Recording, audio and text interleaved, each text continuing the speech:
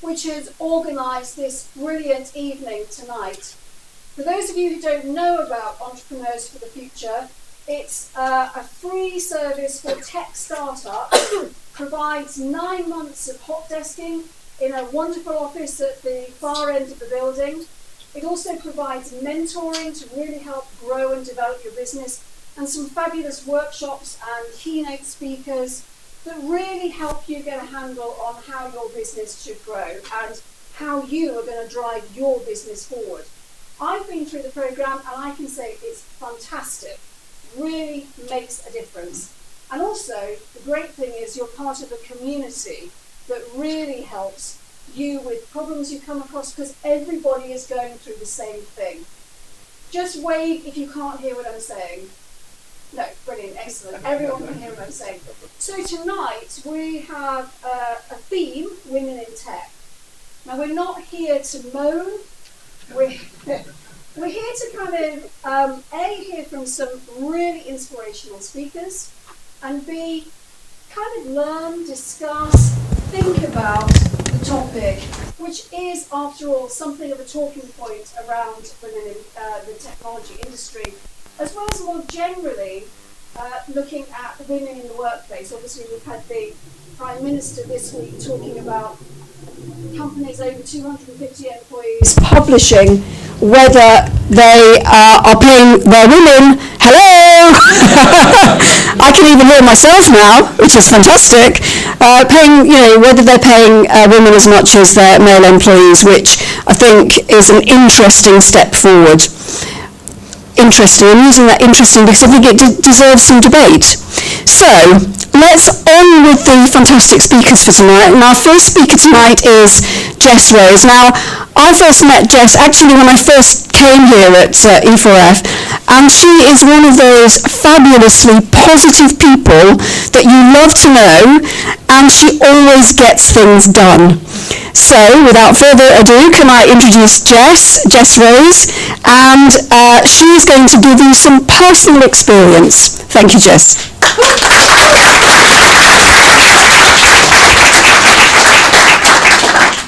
So I'm going to skip the mic because I'm very American and very, very loud. Has anybody seen one of my talks before? Cringe a little bit? No. Yes. So to give you guys a little bit of background, I was a teacher for a long time, so there's going to be a lot of really uncomfortable audience participation.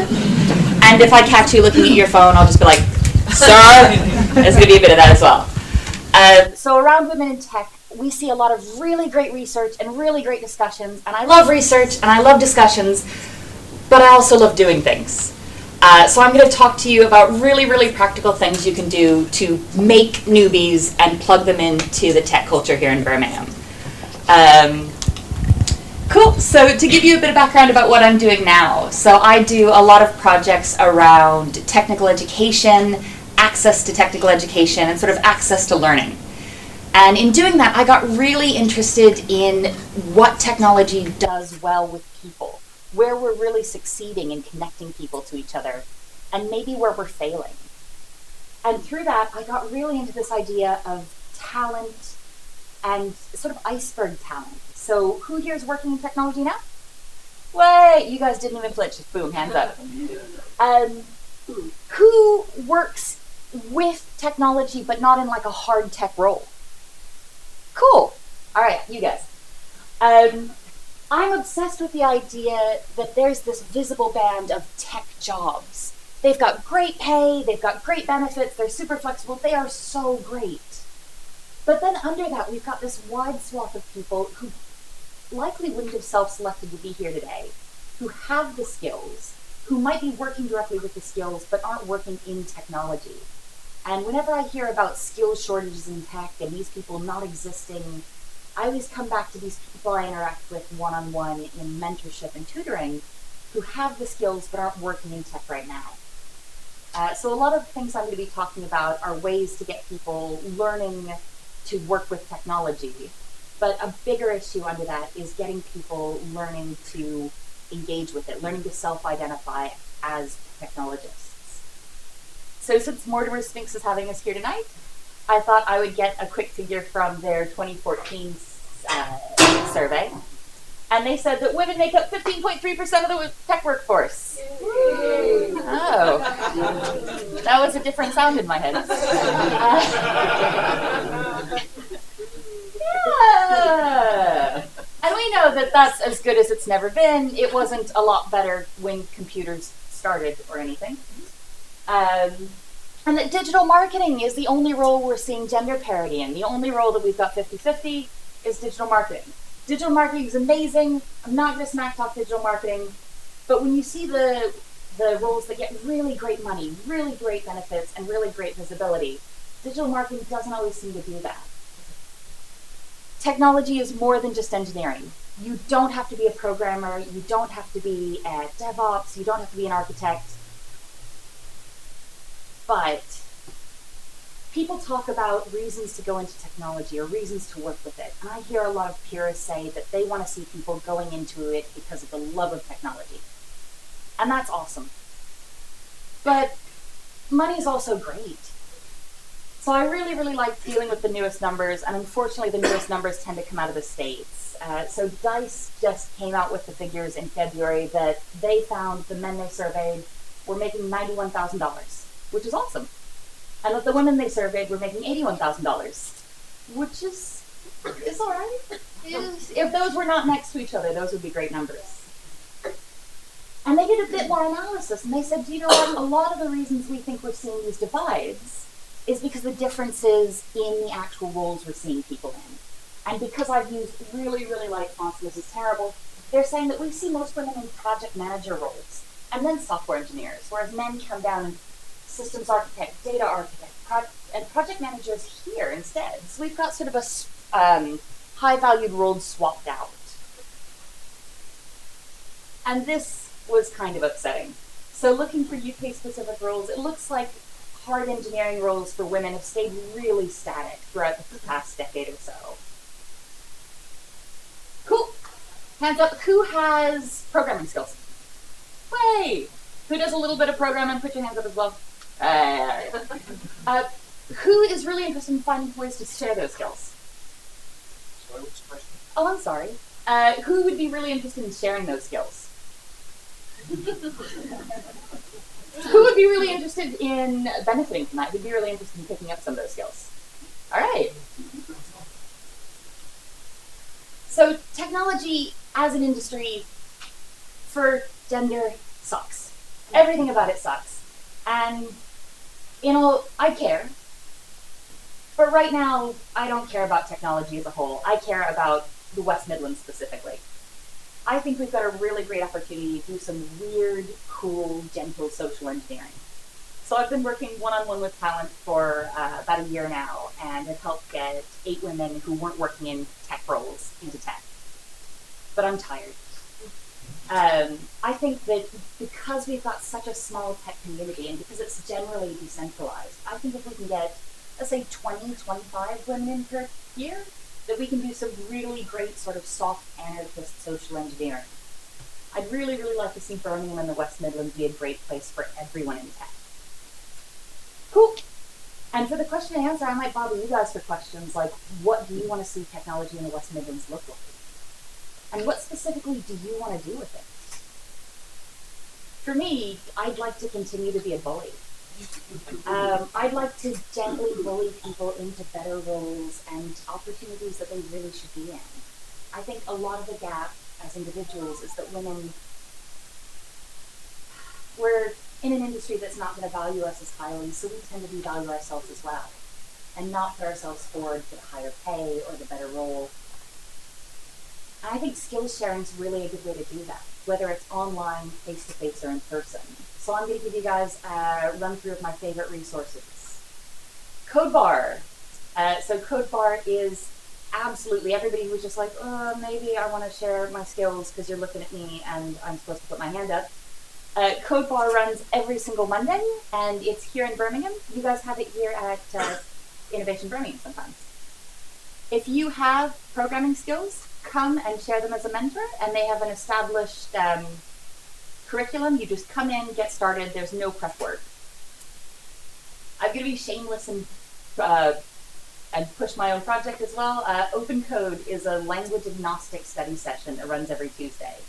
It's free, it's mixed level. We've got anybody from PHP to iOS folks. Free Code Camp is wonderful if you're a learner wanting to work on things at your own pace for free. It's a 1,600-hour, entirely free, entirely self-guided front-end course focusing on JavaScript. By the end of the course, you're working on live projects for nonprofit clients, and I can't recommend it highly enough. Exorcism.io. If you're already working with technology a bit, you feel good, but you want to level up a bit, these guys are sort of the free code camp for professionals. And one thing I found is really, really useful is if you're looking to upskill, you already have a decent idea of what you want to do. You want to create your idea, you want to create your company, you want to get a better job. Take a look at your role models and just reach out to them.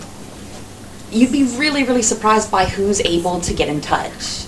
And if you have any issues like, I want to start learning to program, I want to find better resources, email me directly, which I have not put my email on my slides.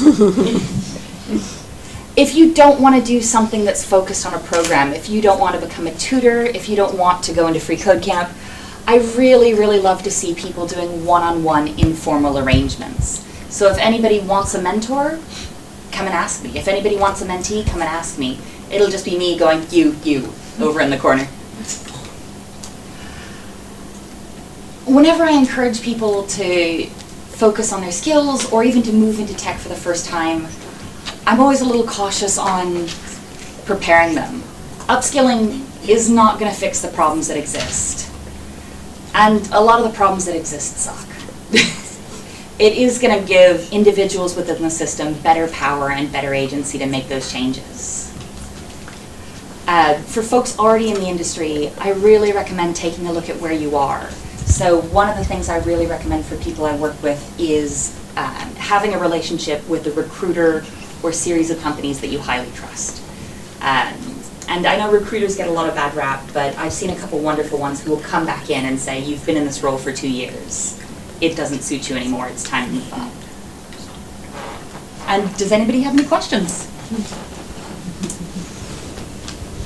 Any questions for Jess? It's not often that you hear someone admit to being an anarchist And a bully. And thank you so much for sharing those resources.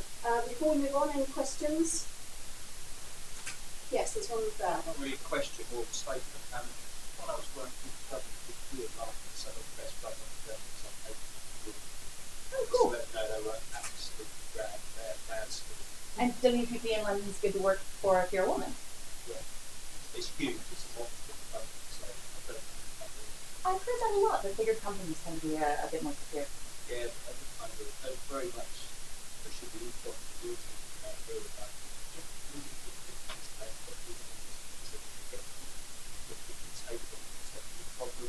Oh, actually, while I'm up here and you guys are forced to listen, if anybody's hiring, I'm going to say something really un-PC. There's so many reasons to hire women. You get a better balance of perspectives, better balance of ideas, and women tend to stay in tech roles up to twice as long statistically. So if you're having a problem with churn,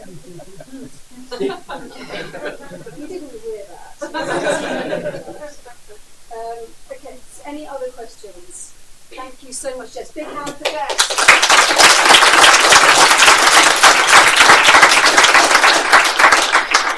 Our next speaker is Simone Hubner, who actually is a fantastic person to know as she is a qualified accountant.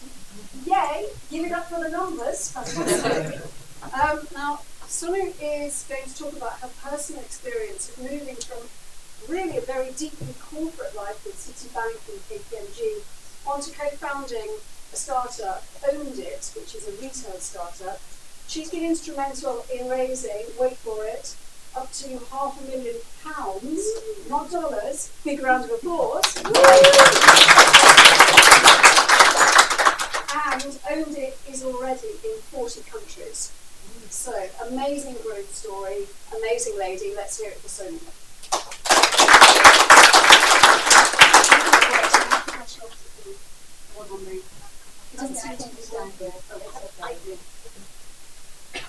Good evening, folks. As she just gave a brief intro about me, I'm Sonu. I was always from a corporate background, had little intentions of moving to startup. And I thought it would be quite interesting to share what made me come to a startup world or how I transitioned from being a corporate woman to becoming an entrepreneur. So we already had a fantastic chat from Jess. She shared quite an insightful things, and I also heard. Sorry. I've also heard lot many women talking about that we need to push women into tech, but that wasn't the reason why I thought of being in tech. So I hail from a business background. Every generation in my family did a different business, but I had no intention or inclination of being an entrepreneur. I always envisioned myself as a hardcore corporate woman. So since childhood, I was very planned and structured. I wanted to land a job in a high or let's say multi-international business firm and just grow my ranks in the ladder there. So I was fortunate enough. I got a job with KPMG and Citibank. I quite enjoyed. And my last stint was in KPMG, which was absolutely fantastic. I was loving my job. I was loving the kind of challenges that were in front of me in that organization. I loved the environment. I loved the people. I loved the hard goals and salary. But the corporate women within me was nothing new. That it's time that I push myself. I give my career a boost. And that's the reason I thought, how about doing an MBA? And while I was doing an MBA in the UK, I met some of the entrepreneurs on these MBA projects. So in my university, we could do 3 months project with some of the local entrepreneurs and help them in making business plans or pitch the ideas to the investors involved. And that was quite interesting because it was an entirely different exercise from what I had done in corporate. I took it quite casually. I thought, okay, I can do it. It's just all about writing business plans and convincing some people. And that's where I was actually asked to go to US and pitch to investors there. Okay, it seemed a bit challenging because US investors, like you can very well hear from Jess' way of talking, very different from what I have seen in this country. I thought it made it quite interesting. I could just take up that job. I went to US, I pitched to investors, and that's it. That's when everything changed within me. The corporate woman within me no longer wanted to be a corporate woman. I was so much drawn towards entrepreneurship. That's when first time I tasted what it is like being an entrepreneur. I just had an idea on the paper and confidently I was pitching in front of some high net worth individuals, talking to them what I can do. Rather than in corporate, I've always been talking what I have done. But here I was talking more in future terms. I was saying that this is the potential I have, and this is what you can make in next 5 years' time. This is where you will be and your money will be used. But in corporate, I always spoke about my past achievements and I always took pride in that. Hey, I stood first in the unit and you know what, I got a job with Citibank. So it was more about past things. It wasn't so much about what the potential I have for joining the corporate. And that's where I thought, yeah, that's quite interesting to me because I'm selling myself, I'm selling my skills and my potential for the future. So I embarked on my journey and I co-founded Owned It. So initially, Owned It was also quite nice, very light company group. So we were very much data driven. And because I'm from financial advisory background, I could very well use my financial modeling and data analysis skills. Lots and lots of skills that I had gained in my corporate stint were actually transferable. So skills like I had high work ethic. I could work in pressure situations. I could deliver high quality work in tight timelines. I could use financial models and I could do lots and lots of data analysis. So these were the skills that were pretty much like transferable. And the initial journey wasn't that challenging. It became challenging after a few months when I had to actually speak to clients, when I had to sell my technology. Because it was a technology company and I was more following the technology, it became very difficult for me. Because a client asked, how does your camera show? And I just said it's an iPhone. But I couldn't say anything about it because I just knew it's an iPhone. I just knew we use PHP, but I had no idea why PHP and not Java. I had no idea what's a Scrum project. I had no idea what's Agile project management is. And that is what I had to actually adapt myself to learn more these terms and terminologies so I can speak to the developers. Because more often than not, whenever we sat on a table, the tech team talks about these things. And in my mind, I thought, oh, product is actually near completion. So I gave the client the deadline that, okay, by next week you will be live. Yeah. Because we are actually 5 weeks behind the schedule. And that's when I realized that if I need to grow or if I want to thrive in this industry, I have to learn. I have to learn the basics about the technology. I'm not doing any programming, I'm not doing any coding, I'm nowhere close to it, but now I understand these basic terms, so I can speak the same language as the developer can speak. Because I'm not in corporate, I can't just shove the responsibility here. I can't say that, you know what, I'm a financial guy, so I can't look after the technology. Because I'm a co-founder, I have to take the responsibility. And you know how good I have to think? I actually do the testing.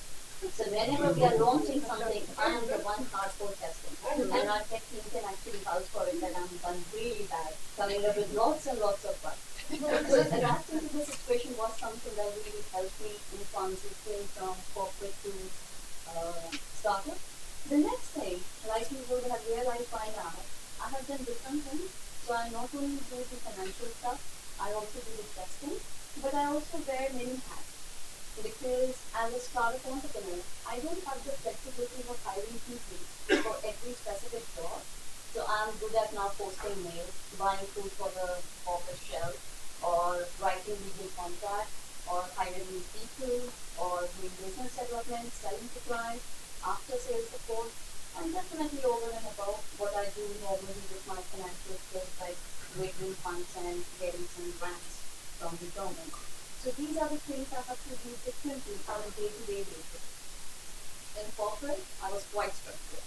I knew exactly what I'm going to do in 3 to 6 months' time. Every year, beginning of the year, I would actually be sitting with my manager and we would be deciding my annual goals. And you know what? Every 6 months they will be ready. In startup, we do have a business plan. It does talk about what we are going to do in the next 3 years, where we would be, and how we are going to get there. But the reality is, it keeps changing every single day. So when I started this company, we had this policy where we would just decide with the team, like who would be doing what for 6 months, and it wouldn't work. We came down to every quarter, it would still not work. We came down to fortnight, didn't work at all. And now we work every day. So every day in the morning we meet for half an hour and we decide the day's priorities. Because they change so frequently, and most of the time, the way startup is growing is so fluid. It's almost an amoeba shape, you know, there is no shape at all to it. You just know where you want to be at the end, but the way you take to reach there is quite fluid. So fluidity of growth is something that we should be open to if we are trying to transition from corporate to startup, because they are not going to get a structured growth. At least that's not what I thought. And the third thing, it might be a bit cheeky or it might be a bit bored to you guys, but I actually started enjoying the little things in life. So in corporate, if I got 50% bonus, I would be happy. If I buy a house, I will be happy. If I bought a fancy car, I'm happy.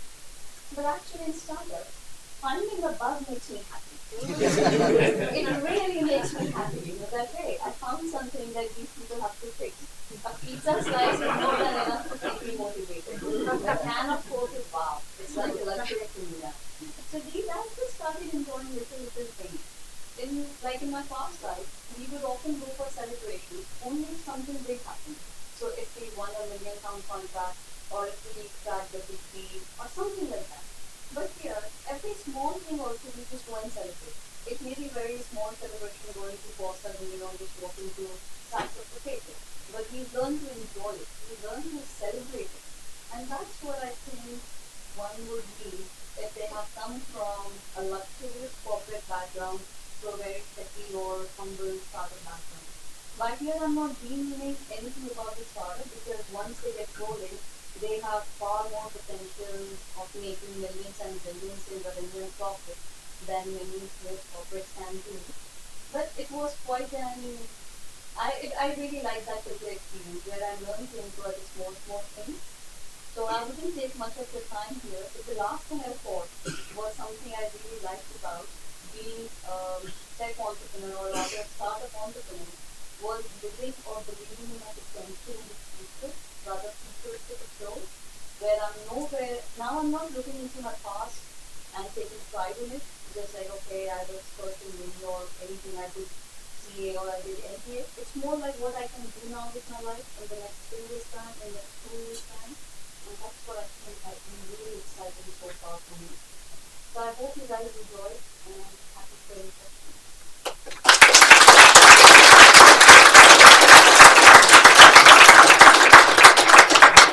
Thanks, Senna. That was really inspirational. Great, great journey. Does anyone have any questions?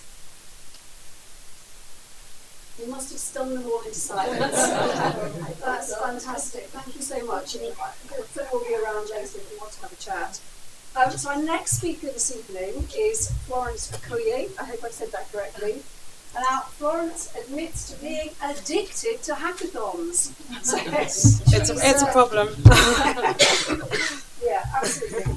She's currently working as a user experience mobile designer and advisor for the National Grid. But really what she's passionate about is how you bring ideas, concepts, people, academics, as well as everyday ideas together to create something really exciting. And she's going to share with you some of the tools and some of the thinking that she has brought to this subject. Thank you, Florence. Oh, cool. So actually, I don't really think it's working. oh, that's fine. Cool. I mean, I did do Gilbert and Sullivan at university, but some of the skills, I'm a bit rusty with the projection. Actually, it's okay. So yes, as Mary said, my name is Florence, and I currently work in the mobility space at National Grid as a UX consultant. Actually, originally I was in fact trained as an iOS app developer, but then sort of went into UX development, and then from there, actually, I tend to do a lot of process design right now, which of course is absolutely thrilling. But no, it's a lot of fun. So one of the things that I've noticed working in industry for just over a year now, I actually started working in May 2014, is the abundance of conversations about women in technology. So, why aren't there enough women in technology, experiences of women working in technology. And on the one hand, it's really exciting and encouraging to hear and see all these conversations and all these conferences taking place. Although admittedly, on the other hand, there's perhaps not fatigue, but I'm certainly used to it, because in fact, my background is from physics. I studied physics at university. And so I'm quite used to these conversations about sort of getting women into technology, physics, mathematics, STEM. And so it's quite interesting seeing that, again, being part of another sphere, as it were, where the conversations are continuing. And actually hearing all these conversations made me think a lot about my own experience. So although, for example, I am, as I say, by day, a mobile UX consultant, the journey to become a mobile UX consultant has been anything but smooth. I started off, obviously, in physics, graduated, worked in a variety of community tech spaces like Mad Lab in Manchester, and then in the cultural sector before becoming trained in the IT space as a sort of a graduate iOS developer. So that's why I do what I do by day, but by night and usually early morning, I in fact work on quite a few side projects. As someone who's interested, one of those really annoying people who's kind of interested in just about everything, I've got quite a lot of different topics and things I can create tools to explore and investigate. And that's what I tend to do. I use new languages and technologies to create tools. I create apps, basically to explore my interests. And these are in turn inspired by new technologies and research. So I've got quite a few projects, but the one that I'm most proud of and I'm currently working on is an interactive history app project. And this is basically almost a web app where people can pin stories and histories and pictures of artifacts and questions to a map. And that was actually inspired, again, by one of my interests, which is West African history. I remember when I was living in Manchester and I visited the Manchester Museum, which is possibly one of the best museums in the world. I remember that there was, in the sort of world art section, there was sort of different artifacts from around the world. And there was one little sculpture, you know, fairly typical, the usual slightly abstracted sculpture we come to associate with West African art. But what I found really interesting in the information was where it said that this piece of artwork, which was dated to around the 1500s, actually represented a really interesting shift before this artifact had been created. The artwork around that area tended to be very realistic, and after the 1500 mark, it tended to move towards this more abstracted style. And obviously I find that really fascinating because that was a narrative that I simply hadn't heard. And that opened my eyes to the fact that actually there's a lot of complexity, a lot of detail that we simply are not aware of when it comes to African history. So that interest combined with an awareness of technology was combined together to enable me to make the app and to work on the project that I'm working on now.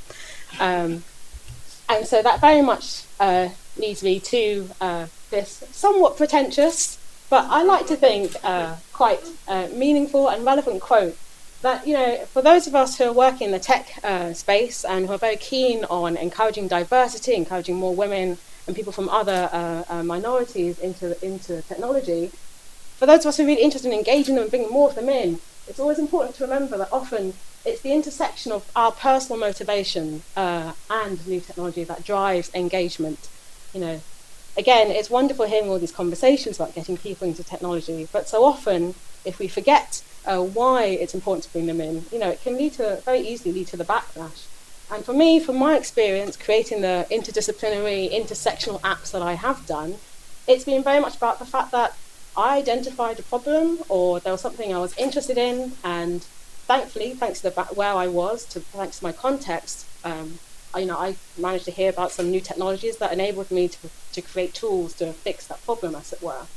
And I think that's something for those of us who are working within IT or who are IT entrepreneurs.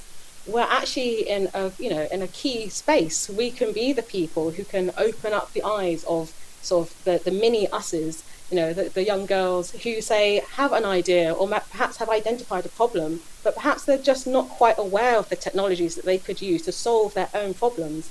Again, reiterating something that's been said earlier, you know, technology really is all about empowerment, and that's something that we should be driving forward. So yeah, I think at that point I'll stop and give you some space to ask questions. But yeah, if there's one thing that I really would like you all to sort of take away from this rather brief talk, it's like, yeah, I think for those of us working within technology, for those of us working in whatever department, whether developers, whether UX engineers or process designers or in app support, you know, we're in a prime space to actually open up technology and to remind people that actually this is how these are tools that you can use for your own benefit to solve your own problem within your own context. So thank you very much for listening.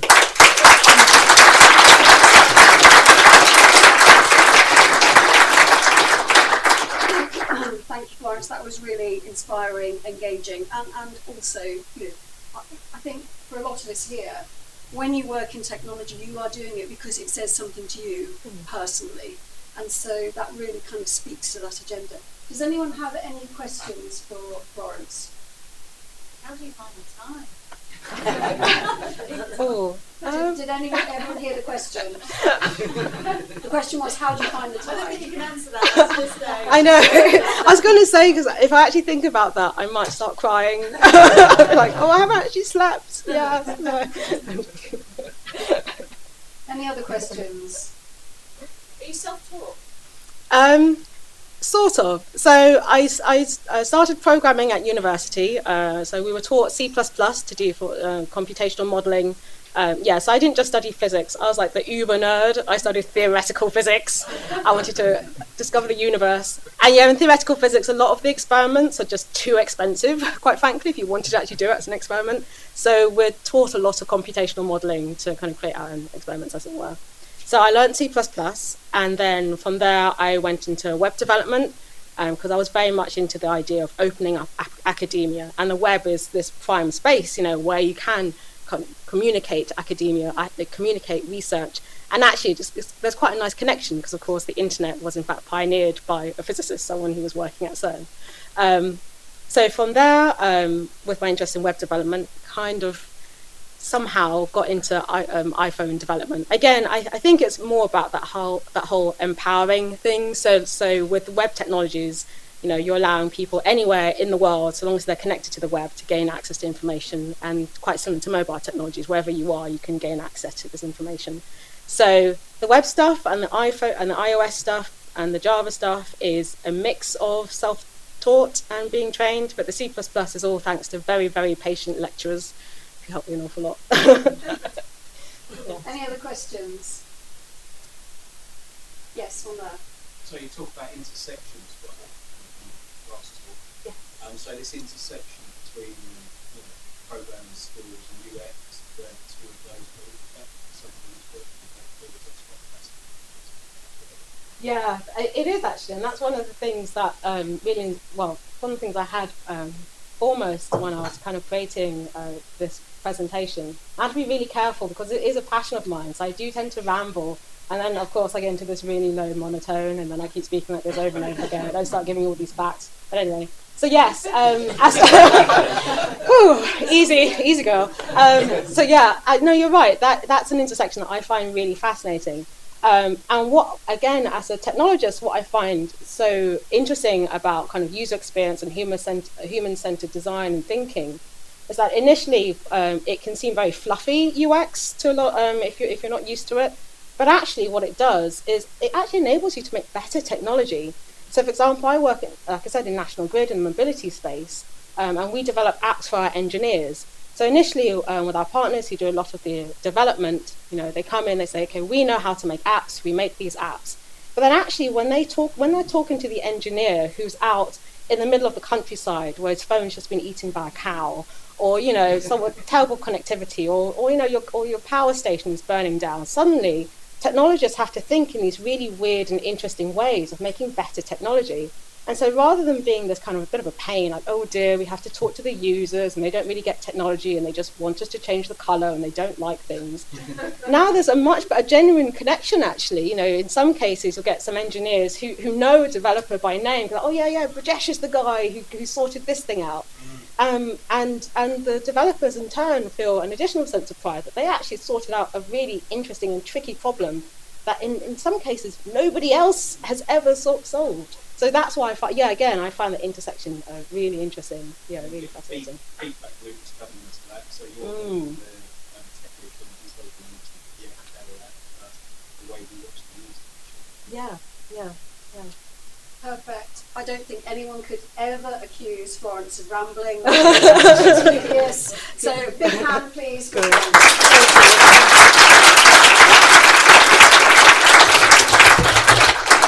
I'm going to introduce you to Faith Presley from Mortimer Spinks, and she's an expert in technology recruitment. And actually Mortimer Spinks were kind of ahead of the game because 4 years ago they started their first Women in Tech survey, and at that time around 500 people filled it in, and now that has almost 10 times that number have now actually filled that survey in, and it's become the most downloaded resource for research in recruitment for women in technology. So here's Faye to give you the latest findings. She's already done the intro to my presentation, which is great. Thanks, Mary. I unfortunately don't have an inspirational story as to how I got into technology, so I'm a little bit gutted about that. So instead I'm going to start with a number, which is £100 billion, for those of you who haven't already worked that out. I'm sure you have. The UK's digital and tech sector is estimated to contribute at least this to the UK's economy. So that's a lot of technology services and products being delivered, a lot of tech startups being set up, a lot of old school businesses coming into the new age by being more competitive and more, I suppose, advanced in what they're doing via technology. But it also means a lot of technology jobs. So I work for Mortimer Spinks, which is a technology recruitment business. We're not the devils, I promise. And we work with some really awesome businesses, some tech startups, some of which are here today, some more established businesses which are here today, and they all share a common problem, and that is the war for talent. Some are struggling to get products and services to market quick enough because they just don't have enough people in their teams to deliver the products efficiently. A big issue with this is we're only targeting sort of 50% of the UK's population.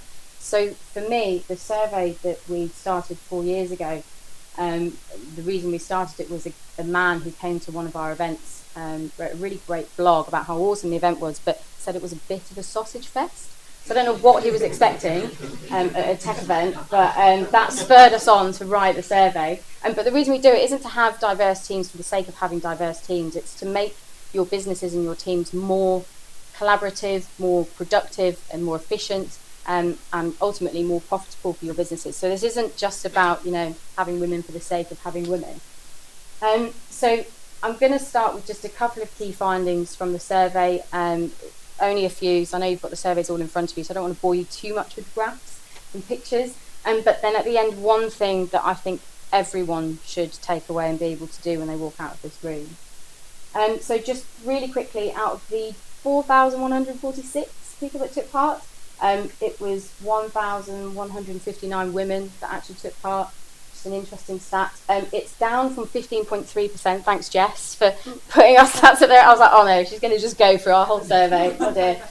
No, it's down to 14%. But if you look around the world, apart from a couple of countries, it's anywhere between 12 and 16%, and this hasn't changed. This hasn't gone up, but it's not gone down. So I suppose that's a relatively good thing. Great news. The majority of people are happy in their career in technology, men and women, which is awesome. Downside is when you ask the same people if they believe the perception of the industry was accurate, only 21% thought that it is. It's up from last year, from 18 to 21%, so we're obviously moving in the right direction, but there's a huge amount of work to be done. My view is that most people think that it's earplugs in, sat behind a keyboard, coding in a cupboard. When actually it's a hell of a lot more than that. It's up to us, everyone in this room and everyone in the industry in general, to collaborate and really start telling people what it's like to work in technology. It's been touched a couple of times with everyone here, that it's not just about coding, it's so much more. I don't expect you all to be able to walk out and change the perception straight away. So what can we do right now? Very quickly, if you're hiring or if you will be hiring in the future, something to think about is what you're hiring for. So we asked people if they'd ever hired someone who was missing the majority of the technical skills that they'd originally written on their spec. Just under half of the people said they had, which is great.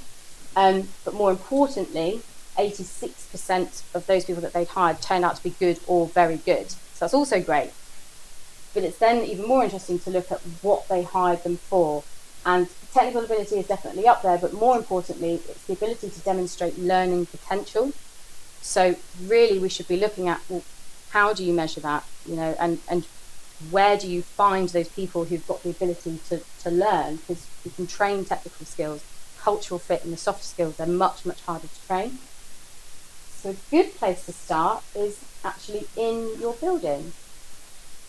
Which is where cross-training comes in. I think when we talk about women in tech, there's a lot mentioned around STEM and education and university, which is brilliant, and we need to be doing that, but that's going to affect our industry in sort of 5 to 10 years' time. So what can we do for the short and the intermediary term? And that is look at people who share the right culture and values, the ability to learn, and then proactively, as managers, bring those people in and train and support them into technology roles.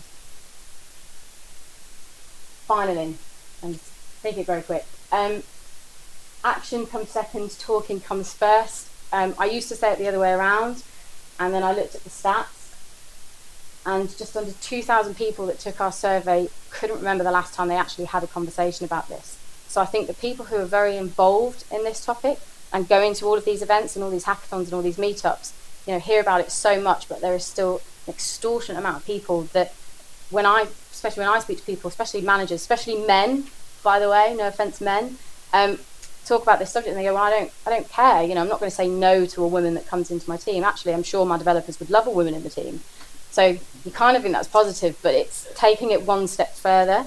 It's actually being proactive in what you're doing and your process and how you attract and engage people at the very offset if you're going to actually make a change. So if there's one thing that I want people to do when they walk out of this room, it's proactively talk about it. If that's amongst yourselves, great. If it's with your boss on what they could be doing to improve their process, awesome. If it's, you know, having a chat with someone who designs your website to make sure it's women friendly, so when they come and look at your business, it's not just a whole load of men on there and very male orientated.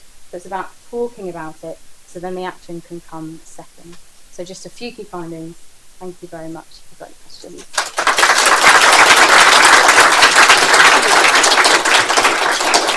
Thank you, Faye. Any questions for Faye? One there. Hi, yeah, so you mentioned about the global kind of stat of around 15%. Yeah. Yeah. Well, I run a software development consultancy in Birmingham, and we've got a team out in India, and 30% of our developers are women in India. And I think that's a stat that's kind of throughout India as well. India is one of the few countries. Yeah, so I'm wondering whether you're aware of that and what you knew about what they're doing differently. It's the education system. It's the same in Vietnam as well. Their education system's far more geared towards technology and the STEM topics that we talk about. And we, not maybe so much now because we've changed the curriculum a little bit, but we were way, way, way behind. And the perception, I think, over here as well is completely different as to what it is. Whereas in India, it's, you know, that is what you do. It's science, it's maths, it's technology. So they're naturally more geared towards those jobs. And there's a lot of jobs out there as well, obviously, with offshore and everything. But yeah, it's most of the countries. US as well. US is very low. US is, I think, 12 or 13% at the moment. Pretty rubbish.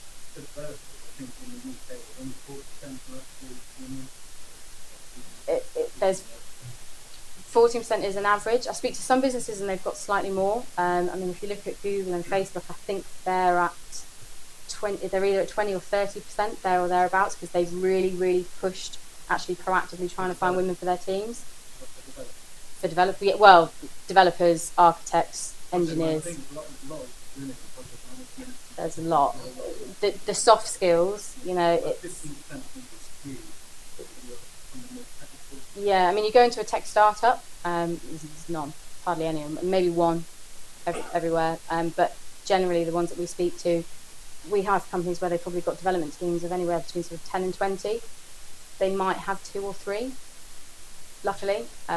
Rest 1 or 0. I think the other area is not just in hands-on technical roles, it's also in senior leadership. Yeah. And it's not only a very low proportion of women in those technical roles, whether they're project management or whether they're actually hands-on coding. It's also in senior leadership, and you know, the Googles, the Microsofts, the Apples of this world are all recognising this, and are all looking at how they can change this so that we have some role models.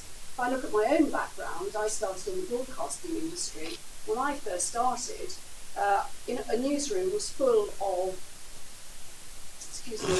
farsing, belching, scrotum scratching men who smoked like chimneys, got drunk at lunchtime, and that was their life.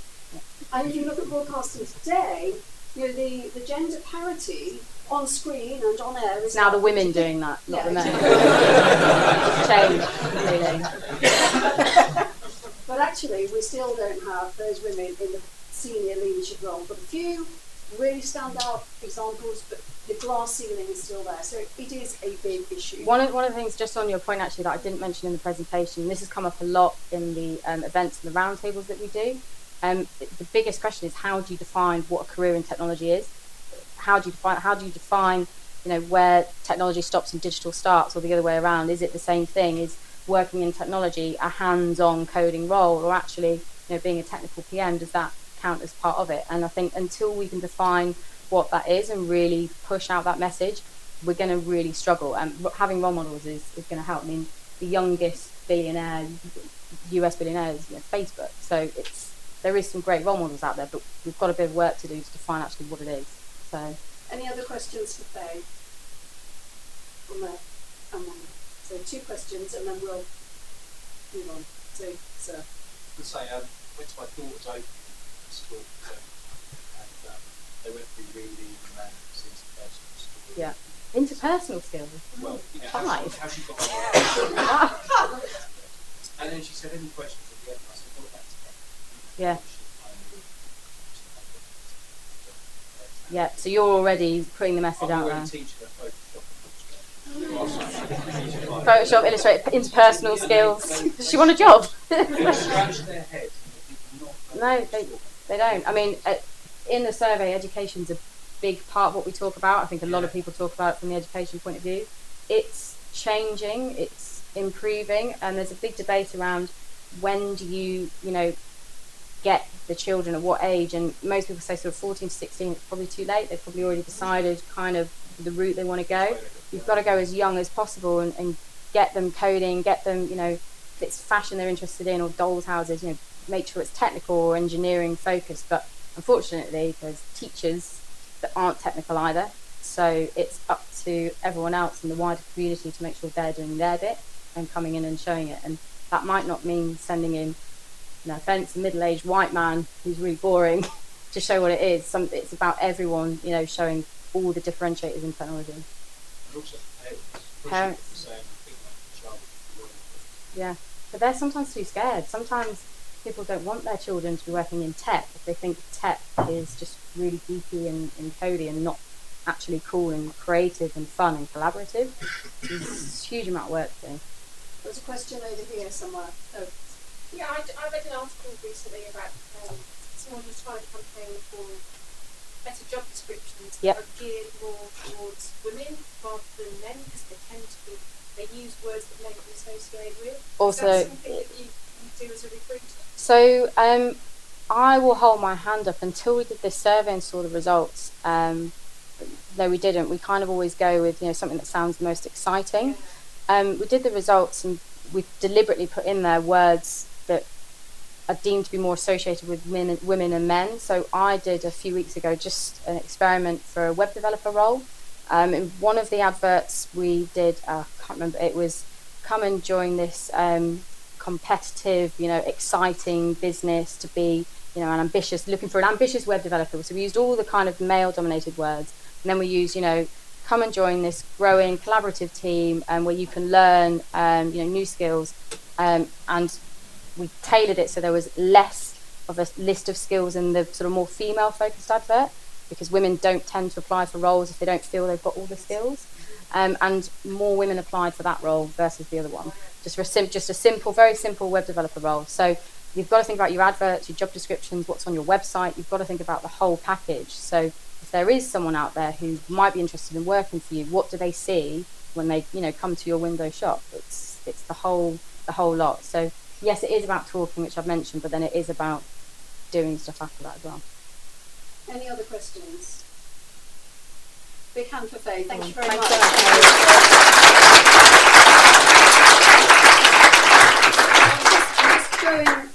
So Jess mentioned this earlier, that how do we actually develop the West Midlands Birmingham as a real tech hub so we can really start some of these conversations and get them going. And in fact, a number of women kind of in the West Midlands who belong to Ada's list, which we're going to talk about in a minute, have started talking about, well, why is it always in London? How can we bring this to the West Midlands? And so Pauline is going to talk to you about how you could get involved, if you would like to actually change that focus on London and bring it here locally. Pauline. Hi, my name is Pauline Roach. I'm the Managing Director of Oranor Organisation, which is a project management group working with mission-driven organisations. And I help desk here one day a week for Open Mercia, which is the open data community users in the West Midlands. And as Mary said, we've had a couple of meetings recently. We're both members of Ada's List, which is an online community set in London. Is that right? Yeah, no, sorry. And it's got about 100 members. It was set up in 2013. It's named after Ada Lovelace, who was the first to publish a paper with complex programs for analytical engines in the 19th century. And so it's set up by 4 women who work in and around the internet. So it's for any woman who's working in tech. They set up this online community. They send out emails on a regular basis with job ads,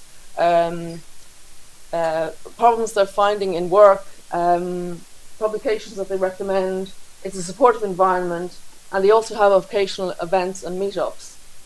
As Mary said, they're in London, and I can't tell you how excited I was when I went to the first AIDS List face-to-face meeting in London. It was with Martha Lane Fox, who you will have heard of, and to be in a room with 40 women who just wanted to hear how Martha had done so well and was promoting women and wanted to do the best for women, other women in tech, was very exciting. So it's great to be part of that network and to see who else is engaged. So in discussions we've had, we've considered having a group here in the West Midlands who would do things with other women in tech, like these sort of events. And what I wish I'd known before I started, we've all had conversations where we've been doing what we're doing for a while, but we wish we'd known X, Y, and Z. And there are women here in this room who could tell us how to do things better, especially if we're starting up. And so we brainstormed as well the kind of speakers that we could have if we have face-to-face events. And these are some of the people that we think we could get to come and do presentations if people want to do face-to-face events. So I'm very excited about it. I know there are other women as well, and some of you are already members of ADA's List. In fact, shall we have a show of hands whoever's already members of ADA's List? Okay, we've got a few, and I'm sure that there might be others. But now we're asking about setting up this local group and working with the ADA's List in London to do more things in the West Midlands. So can I have a show of hands who might be interested in joining such a group? Okay, yes, I think we've got a good show of hands there. So if there are people interested in joining the group, Mary and I have put together a brief survey which we will send out to people. We're going to tweet the link from our Twitter accounts, and we're inviting you to join ADA's List if you are a woman in tech and interested in this area. If you're a man in tech, the ADA's List is not for you, but please encourage the women that you're in touch with to join, because we need more spaces like this. We need spaces where women who work around this field can be with other women to encourage us, to make us, enjoy more of what we do anyway. Okay? Thank you very much.